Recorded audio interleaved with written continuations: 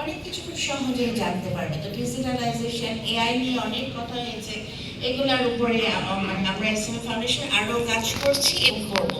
সবশেষে আমি অনেকটা মিসেলেনিয়াস যে বৃথ বলা হয়, সেটাতে আমি লাবণী আপার কথা ধরে বলবো যে মেন্টাল হেলথ নিয়ে আমরা এসএমএ ফাউন্ডেশন কাজ করছি এবং আরও করব। এবং আমার কাছে সবসময় মনে হয় যে ইয়াং জেনারেশনকে কাজে লাগানোর সাথে সাথে প্যারেন্টিং একটা খুব গুরুত্বপূর্ণ। আমরা কিন্তু একটু ভিন্নভাবে প্যারেন্টিং করি, আমার কাছে তো নেগেটিভই মনে হয় বিষয়গুলো। তো এই বিষয়গুলো আমরা একটা সিস্টেমে আনতে পারি, মেন্টাল হেলথ, প্যারেন্টিং, তাহলে কিন্তু আমরা অনেক এগিয়ে যাবো। এই যে নারীরা কিন্তু বোঝা নিয়ে থাকে, বোঝা এত মানে অশুভ কম্পিটিশন, এগুলো আসলে কমে যাবে। আমরা নারীরা এবং পুরুষরা সবাই একটু ফ্রি ফিল করবে। তো ধন্যবাদ সবাইকে। আমি এটা বলেই শেষ করছি যে তথ্য, ডকুমেন্টেশন, ডিজিটালাইজেশন, ইনক্লুসিভনেস এবং সর্বোপরি সবার মধ্যে ইয়াংদেরকে সম্পৃক্ততা করা, এগুলো আমাদের এসএমএ ফাউন্ডেশনের ভবিষ্যৎ পরিকল্পনা।